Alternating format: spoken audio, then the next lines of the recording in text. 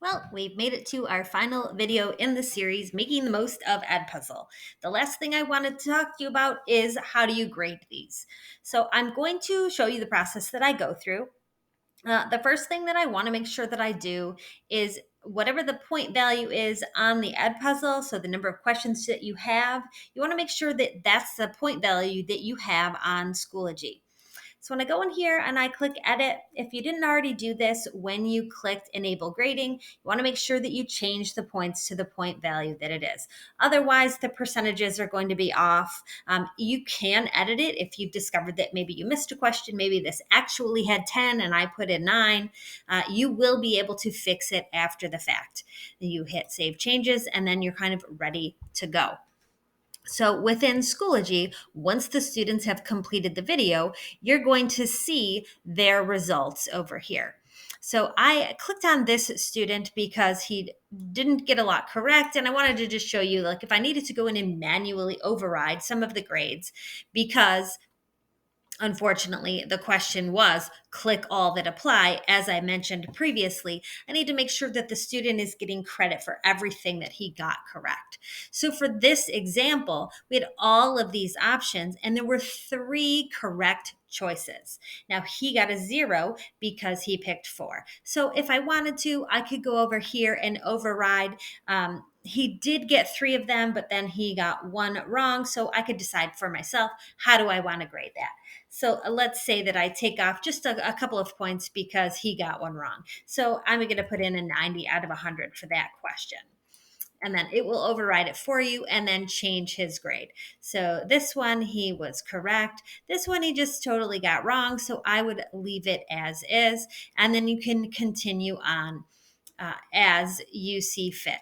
So again, avoid those all that apply so that you don't have to go in and check every student's grade. For the most part, everything is correct as long as you've picked the correct answer in the EdPuzzle when you've created it, which, let's face it, there have been times that I've picked the wrong choice and I had to go back and fix it.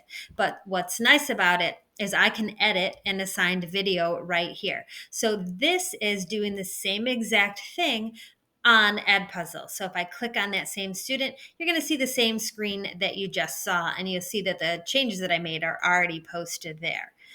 But if I wanted to, I could go back to the video and I realized, ooh, I don't like that question. I can hit edit assigned video, and then it's going to allow me to edit this question to make it a little bit easier for them. Or if I picked the wrong answer choice, to change it and picked the correct answer choice.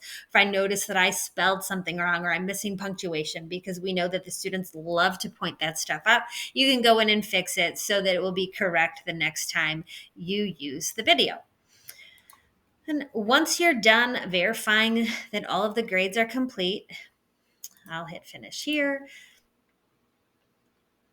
There are a couple of options. So let's say Adam said to me, Mrs. Kolick, I really think I could do a better job. What you can do is go over here to these 3 little dots and you can reset their progress. And that's going to take them all the way back to the beginning and wipe out their score. And then you'll see here that it showed that he had 0% watched and it was not turned in.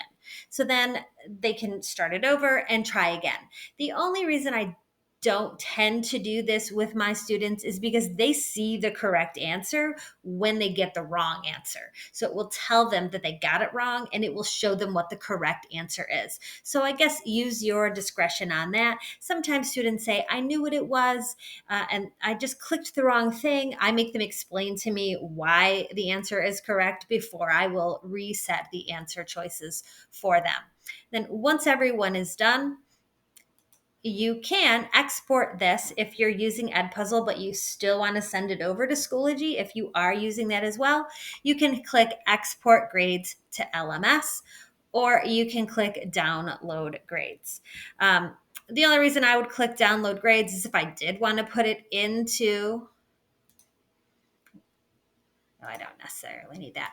If I did want to put it into my grade book, and this is just an easier way for me to look at it, I feel like it's an unnecessary step because I can kind of see what they got just using the number that's on EdPuzzle here.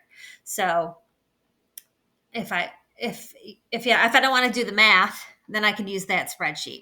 Or I can just go through each kid and write it down for myself. This kid got a 5, this kid got a, go through it that way.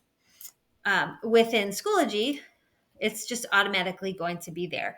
And when you go into your grade book on Schoology, you will see the grades that they got. And the way I handle the linked courses for my students is if I need to see who didn't finish it and I don't want to go through the entire list of 93 students, I can come into the grade book here and let's say this was an EdPuzzle, I would know that Madden didn't complete it because there was no grade there. So that's a simple video on how to grade. Please let me know if you have any questions in the comment section of the course. Thank you.